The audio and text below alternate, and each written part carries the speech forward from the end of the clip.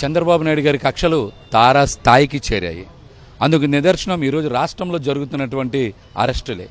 లేని లిక్కర్ క్యాంప్ను సృష్టించి చాలామంది జగన్మోహన్ రెడ్డి గారు చుట్టూ ఉంటున్న అనేక మంది నాయకుల్ని అరెస్టు చేసి అక్రమంగా నిర్బంధించి చంద్రబాబు నాయుడు గారు ఈరోజు సునకానందం పొందుతూ ఉన్నారు.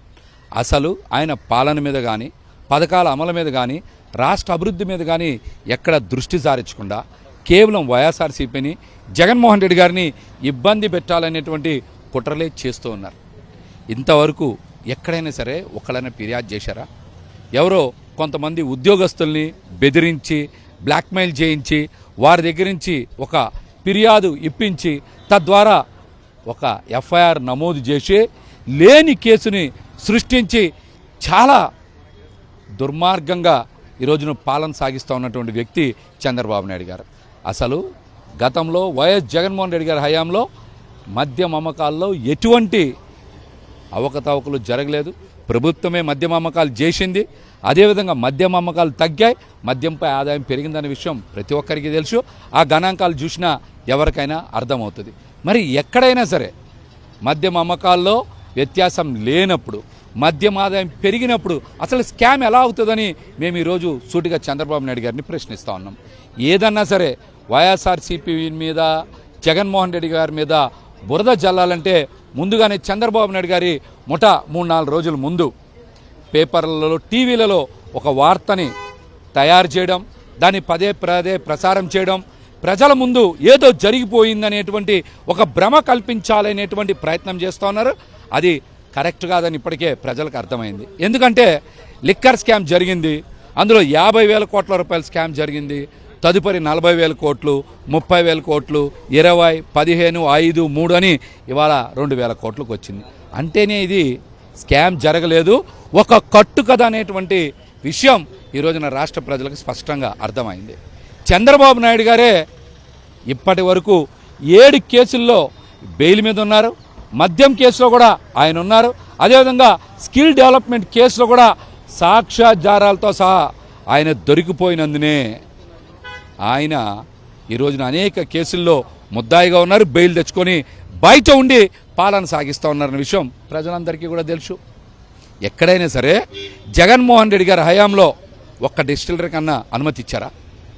గతంలో మీ హయాంలో ఇచ్చినటువంటి డిస్టిలరీ కదా జగన్మోహన్ రెడ్డి గారు కొనసాగించారు.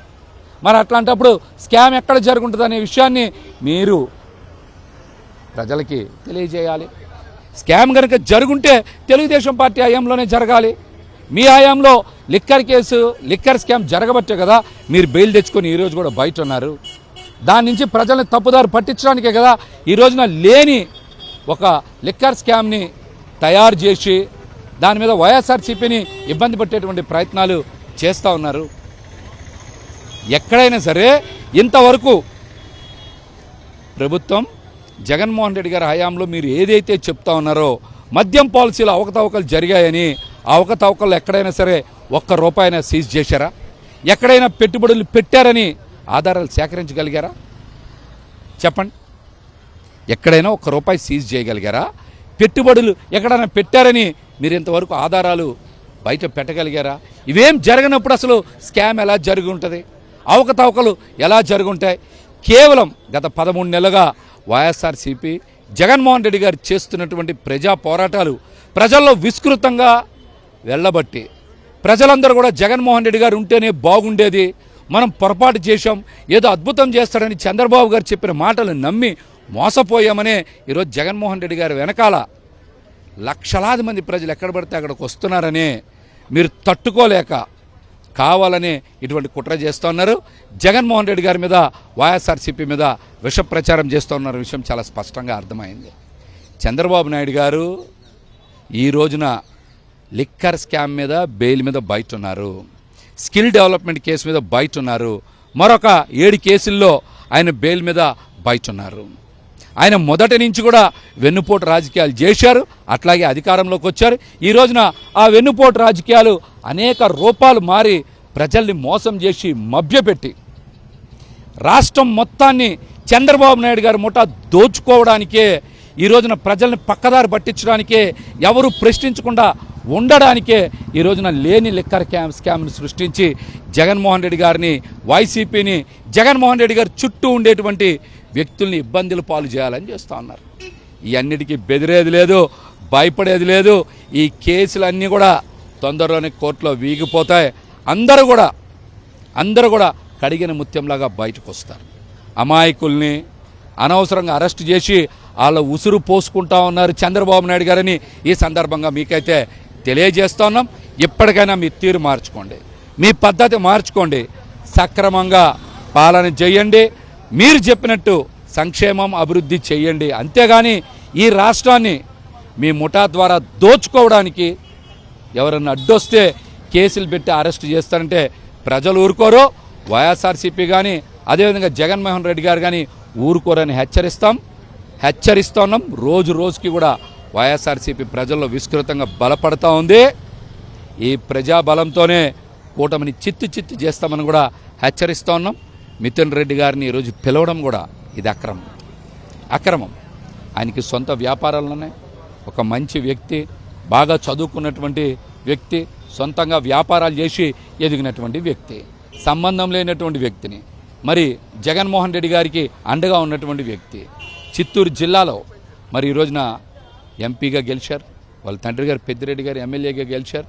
కావాలనే వారు గెలిచారనే అక్కస్తో, బలంగా ఉన్నారన్న అక్కస్తోనే ఈ కుట్రలో మీరు వారిని ఇరికించి ఇబ్బంది పెట్టాలనేటువంటి ప్రయత్నం చేస్తూ ఉన్నారు.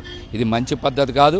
మిథున్ రెడ్డి గారు లాంటి వ్యక్తిని కూడా మీరు కావాలని ఇబ్బందులు పాలు చేసి ఏదో జరిగిపోయిందని భ్రమలు కల్పిస్తుంటే ప్రజలెవరు కూడా నమ్మే పరిస్థితిలో లేరు. ఆయనకి సొంతంగా వ్యాపారం ఉన్నటువంటి వ్యక్తి, ఎదిగినటువంటి వ్యక్తి, బాగా చదువుకున్నటువంటి వ్యక్తి. వారి యొక్క గత అనుభవాల్ని, గత చరిత్ర అంతా కూడా ప్రజలకి బాగా తెలుసు. మీలాగా వెన్నుపోటు చేసి రాజకీయాలు చేసినటువంటి కుటుంబం కాదు. వారిని గనక మీరు ఇబ్బందులు పాలు చేయాలని చూస్తే చిత్తూరులో మీకు చేదు అనుభవాలు కూడా ఎదురవుతాయని కూడా హెచ్చరిస్తా ఉన్నాం.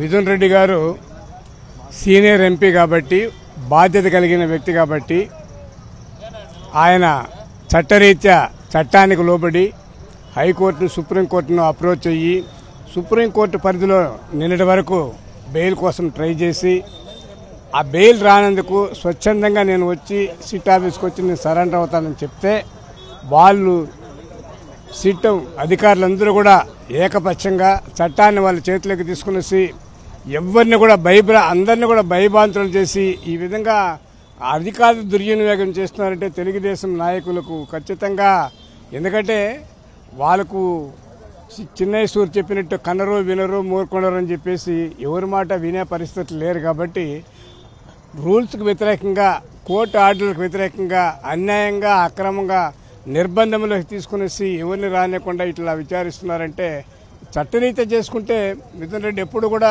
చట్టానికి లోబడే ఉన్నాడు. ఆయన విధంగా హెరాస్ చేయడము ప్రజెంట్ ప్రభుత్వానికి మంచిది కాదు. దీనికి నిజంగా మా ముఖ్యమంత్రి చంద్రబాబు నాయుడు దీన్ని ఏ విధంగా ఎంకరేజ్ చేస్తున్నట్టో మాకు అర్థం కావడం లేదు. దీనికి పర్యవసానాలు ఖచ్చితంగా దీనికి మూల్యం చెల్లించుకోవాల్సిన బాధ్యత తెలుగుదేశం వారందరిపైన ఉంటుందని నేను తెలియజేసుకుంటున్నాను. కూటమి ప్రభుత్వం ఏమున్నది, అందరిపైన కేసులు పెట్టి మీకు ఇప్పుడు ఏమున్నది, వచ్చే చెడ్డ పేరు పోలీసు వాళ్ళకి వస్తుంది. ఇది పోలీసు రాజ్యంగా చిత్రీకరించి పోలీసు వాళ్ళే పరిపాలన చేస్తున్నట్టుగా, కానీ రెడ్ బుక్ రాజ్యాంగం ప్రకారం వీళ్ళు యాక్ట్ చేస్తున్నది అందరూ చెప్పడంలే. కాబట్టి ఈ కూటమి ప్రభుత్వం వలన తెలుగుదేశం వలన ఈ పోలీసు వాళ్ళ వ్యవస్థకు పూర్తిగా దేశ స్థాయిలో కాదు రాష్ట్ర స్థాయిలో చెడ్డ పేరు వచ్చేసింది. దీన్ని కాపాడుకునేదానికి వాళ్ళకి చేత కాదు. ఖచ్చితంగా ఎన్నికలంటూ దొరికితే జగన్మోహన్ రెడ్డి మళ్ళీ సీఎం అయ్యేది ఖాయము. మిథున్ రెడ్డి గారు ఏ తప్పు చేయకుండా అందరికీ అందుబాటులో ఉంటే ఆయన్ని ఈ విధంగా సతాయిస్తున్నారంటే 3 నెలల నుంచి కొన్ని మీడియాలల్లో 4-5 మీడియాలు పేరు పెట్టుకునేసి మేము అరెస్ట్ చేస్తున్నాం, అరెస్ట్ ఆర్డర్ లేకపోతే అరెస్ట్ చేస్తున్నామని చెప్తున్నారంటే దీన్ని ప్రజలను మభ్యపెట్టి చాలా బాధ పెడుతున్నారు. దీనికి ఖచ్చితంగా కూటమి ప్రభుత్వం మూల్యం చెల్లించుకోక తప్పదు. సార్, అంటే కూటమి ప్రభుత్వం వచ్చిన తర్వాత కూడా గత ప్రభుత్వం ఉన్న మద్యం పాలసీని దాదాపు 8 నెలల పాటు అమలు చేసిన పరిస్థితి. వీళ్ళు ఏం చెప్తున్నారు, ప్రతి నెల 50 కోట్ల రూపాయలు గత ప్రభుత్వం ఇప్పుడు ఆ బ్రాండ్లన్నీ, ఆ మద్యం బ్రాండ్లన్నీ కూడా సెలెక్ట్ చేసి పెట్టింది చంద్రబాబు నాయుడు ప్రభుత్వమే. వీళ్ళేమి మార్చలేదు దాన్ని. వీళ్ళకి 4 నెలలు టైం తీసుకునేసి 5 నెలలు టైం తీసుకునేసి ఎవరెవరిపైన ఏ విధంగా కేసులు పెట్టాలని ప్లాన్ చేసుకునేసి ప్రతి కేసులో కూడా మీరు అబ్జర్వ్ చేయండి. ఒకరినో ఇద్దరిని తీసుకెళ్ళి అరెస్ట్ చేస్తారు, 2 నెలలు 3 నెలలు లోపల పెట్టుకుంటారు. వీళ్ళు స్క్రిప్ట్ రాసి వాళ్ళ దగ్గర ఇస్తారు, వాళ్ళ దగ్గర చెవరాలు వాళ్ళు పెడుతున్నారో లేదో ఎవరికి తెలియదు. వాళ్ళు ఇచ్చిన 164 స్టేట్మెంట్ ఇది అని అందరికీ చెప్తున్నారు. ఇది చాలా అన్యాయము. రేపు ఎందుకంటే రాబోయే రోజుల్లో ఇవి ఎవరైనా కూడా టిట్ ఫర్ టాట్ వీళ్ళు ఏదైతే చేసినారో రేపు చేసి చూపించాలంటారు. అందులో మాకు జగన్మోహన్ రెడ్డి కూడా చెప్తున్నారు, మీకు దయచేసి పోలీసు వారు మా పైన తప్పుడు కేసులు పెట్టద్దని చెప్తున్నారు. కానీ తప్పుడు కేసులతోనే రాజ్యం నడుపుతున్నారు. ఇది మంచి పద్ధతి కాదు ఎవరికైనా. ఒక నాయకుడు వస్తున్నా ఆ నాయకుడు చుట్టూ వచ్చే కార్యకర్తలు కూడా ఎక్కడికక్కడ అడ్డుకుంది. గన్నవరం ఎయిర్పోర్ట్ నుంచి సిటీ కార్యాలయం వరకు ప్రతి చోట మేమేమి నక్సలైట్స్ కాదు, డెకాయిటీస్ కాదు, రాబరీస్ చేసేవాళ్ళు కాదు, క్రిమినల్స్ కాదు. ఒక లీడర్ వస్తుంటే అభిమానంగా రేపొద్దున్న ప్రైమ్ మినిస్టర్ వస్తాడు, ఇంకొక మినిస్టర్ వస్తాడు, చంద్రబాబు నాయుడు వస్తాడు. అప్పుడు అందరూ వాళ్ళ పార్టీ వాళ్ళు వాళ్ళ కార్యకర్తలు అందరూ రానే వస్తారు కదా. అట్లా మిథున్ రెడ్డి కూడా సీనియర్ ఎంపీ కాబట్టి ఆయన ఇంత ఏమీ తప్పు చేయకుండా కూడా జైలుకి పంపించాలని ఉబలాట పడుతున్నారు కాబట్టి కూటమి ప్రభుత్వం మా నాయకుడిని ఎక్కడ అరెస్ట్ చేస్తారో ఏం చేస్తారని చెప్పి ప్రజలు వచ్చేది సహజము. ప్రజలు ఏమి అన్యాయాలు అక్రమాలు చేయడం లేదు కదా, రాళ్ళు వేయడంలా మీ పైన తిరగబడడంలా మేము ఆయన కన్నుస్థానంలో చూడాలని వస్తున్నారు. దాన్ని కూడా అబ్జెక్షన్ చేస్తే పూర్తి, ఎందుకంటే చంద్రబాబు నాయుడు కానీ కూటమి ప్రభుత్వానికి ఎప్పుడెప్పుడు పడిపోతామో రేపు ఈ విధంగా మనం హరాస్ చేస్తున్నాం కాబట్టి నేను కూడా ఏదో వింటున్నాను. అది ఎంతవరకు నిజమో ముఖ్యమంత్రికి ఇష్టం లేకుండా కూడా వాళ్ళందరూ కొంతమంది కూటమిలో చేరేసి బలవంతంగా మా అందరిపైన కూడా కేసులు పెడుతున్నారంటని వింటున్నాము. అది ఎంతవరకు నిజమో తెలియదు కరెక్ట్గా. కేసులతోటి వైఎస్ఆర్సీపీని భయపెట్టాలంటే సాధ్యమైందా? ఎలాంటి పరిస్థితుల్లో వాళ్ళకు భయపడే చిన్న కార్యకర్త అయినా తెలుగుదేశం కానీ కూటమి ప్రభుత్వం కానీ భయపడరు. అంటే కొత్తగా వచ్చారు కూటమి ప్రభుత్వంలో ఏముండదు చెప్పండి. పవన్ కళ్యాణ్ అన్ని నీతులు చెప్పిన వ్యక్తి ఈరోజు ఆ నీతులు ఎంత ఏం చేస్తున్నాడో మాకు అర్థం కావాలి. ఆయన ఏదన్నంటే తెలుగుదేశం ప్రశ్న చేయలేరు. అట్లా చేయకుండా మమ్మల్ని భయభ్రాంతులు చేస్తే మీరు సర్వనాశనం అయిపోయేది ఖాయం, మీ పార్టీ పడిపోయేది ఖాయం, ఖచ్చితంగా మా ప్రభుత్వం వచ్చేది ఖాయం, జగన్మోహన్ రెడ్డి మళ్ళీ ముఖ్యమంత్రి అయ్యేది ఖాయం.